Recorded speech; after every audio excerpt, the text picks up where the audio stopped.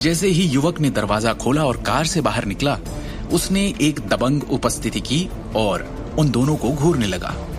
ये करण नारंग था, वो व्यक्ति जो पिछले कुछ दिनों से कंपनी में नहीं आया था। बहना, काफी बोल्ड हो तुम। मैंने सुना है कि कल तुमने डिजाइन डायरेक्टर की पोस्ट ले ली। इतना ही नहीं, प्रमोशन मिलते ही करोड़ों के एक ज्वेलरी प्रोजेक्ट पर भी हाथ मार लिया। वाह! करण ने उनकी गाड़ी को चारों ओर से देखा और एक चंचल अभिव्यक्ति के साथ कहा, कंपनी के पैसों से गाड़ी खरीदने की तुम्हारी हिम्मत कैसे हुई? अब क्या नई समस्या खड़ी करेगा करण दृष्टि और शिवम के लिए? क्या तुम लोगों का परिवार इतनी महंगी कार खरीदने के बारे में सोच भी सकता है? ऐसा लगता है कि मुझे तुम्हारे खाते को देखने के लिए टैक्स विभाग के प्रबंधक माथुर को सूचित करना होगा। करण, बात करते समय तुम्हें अपनी वर्तमान स्थिति पर ध्यान देना चाहिए, शिवम ने स्पष्ट रूप से कहा।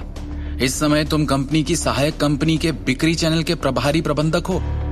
कंपनी के निदेशक से इस तरह से बात करने की तुम्हारी हिम्मत कैसे हुई? क्या अब नारंग के आभूषण समूह का स्वामित्व तुम्हारे परिवार के पास है? क्या तुम्हें सच में लगता है कि वित्त विभाग के प्रबंधक अभी भी तुम्हारे आदेशों को सुनेंगे? और तुम्हें क्या लगता है कि तुम कौन हो? क्या तुम अभी भी वास्तव में मुझे व्याख्यान देने की हिम्मत कर सकते हो? करण ने गुस्से से कहा और शिवम को अपनी खतरनाक निगाहों से देखा। तुम सिर्फ एक बिना रीढ़ की हड्डी के कायर हो। तुम्हारी इस कंपनी में घूमने की हिम्मत कैसे हुई? शिवम ने मजाकिया मुस्कान के साथ जवाब दिया। मैं अब कंपनी में मुख्य डिजाइन अधिकारी का सहायक हूं। मैं बस कंपनी में काम करने आया था। लेकिन तुम क्या करने आए हो? करण ने गुस्से में कहा, तू देख कैसे अब कूड़े को चाटेगा।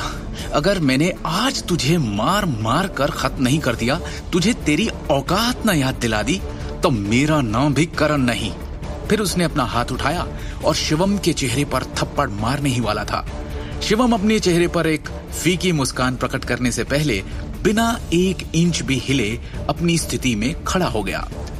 उसी पल में करण के हमले को रोकने के लिए एक लंबा और उग्र व्यक्ति अचानक दौड़ पड़ा। इससे पहले कि रजत अपने हमले का भी मुकाबला करता, उसने करण को पहले ही एक दयनीय मठ की तरह जमीन पर गिरा दिया था। तो तुमने मुझे छूने की हिम्मत कैसे की? क्या तुम जानते हो मैं कौन हूं? करण अपने दोनों पैरों पर वापस उठने के बाद गुस्से में चिल्लाया, सर, मुझे परवाह नहीं कि आप कौन हैं। मैं मुख्य निदेशक दृष्टि नारंग का पूर्णकालिक ड्राइवर और अंगरक्षक हूं। मेरा काम यह सुनिश्चित करना है कि मुख्य निदेशक और सहायक शिवम परेशान या आहत न हो। इसीलिए कृपया ध्यान दें कि आप उनके सामने कैसा व्यवहार करते हैं। रजत ने गंभीर स्वर में कहा, बेहतर होगा तुम इतनी ऊपर ना उड़ो, क्योंकि तुम अब भी इस समय एक कार्यवाहक मुख्य डिजाइन अधिकारी हो। करण ने ठंडे स्वर में कहा, मैंने सुना है कि कंपनी एक गहनों की प्रदर्शनी आयोजित करेगी जो अंततः उस सटीक स्थिति के लिए उपयुक्त व्यक्ति का फैसला करेगी। जब वो समय आता है तो क्या तुम्हें सच में लगता है कि तुम इस पद पर बनी रहोगी? इसके अलावा कंपनी में तुम्हारे कनेक्शन के साथ हम देखेंगे कि पर्दे के पीछे अपना कदम रखने के बाद कौन सा बेवकूफ तुम्हारा सहयोग करने की हिम्मत करेगा। शिवम ने अचानक रजत की ओर इशारा किया। उसके संकेत को देखते हुए रजत उसके पास गया और उसे मुर्गे की तरह उठाने से पहले उसके कॉलर से करण को पकड़ लिया। सर, कृपया अपनी बकवास बंद करें, रजत ने कड़ी आवाज में चेतावनी दी। आपके पार्किंग स्थल ने यातायात व्यवस्था का उल्लंघन किया है और मुख्य निदेशक दृष्टि नारंग की कार को अवरुद्ध कर दिया है। मैं आपको सलाह देता हूं कि इसी वक्त अपनी कार यहां से हटाएं। अपनी बात खत्म करने के बाद रजत ने आखिरकार अपनी पकड़ छोड़ दी। नतीजतन करण अपनी पीठ के साथ जलते हुए डामर पर भारी रूप से गिरा। बस रुको और देखो। ये मत सोचना कि मैं अब तुम्हारे परिवार के साथ कुछ नहीं कर सकता। करण कार को अंडरग्राउंड पार्किंग में धकेलते हुए शातिर तरीके से चिल्लाया। निदेशक बनना अच्छा लगता है ना? शिवम ने मुस्कुराते हुए कहा। दृष्टि ने भी एक मुस्कान प्रकट की, क्योंकि उसने अपने दिल में बहुत आराम महसूस किया। चलते हुए और कार की पिछली सीट का दरवाजा खोलते हुए शिवम ने अपना हाथ उठाया और कहा, आपके बाद निदेशक। नई कार में खुशी से बैठने से पहले दृष्टि ने शिवम को आश्चर्यजनक भाव से देखा। दोपहर में दृष्टि अभी भी अपने कार्यालय में तेजी से काम कर रही थी।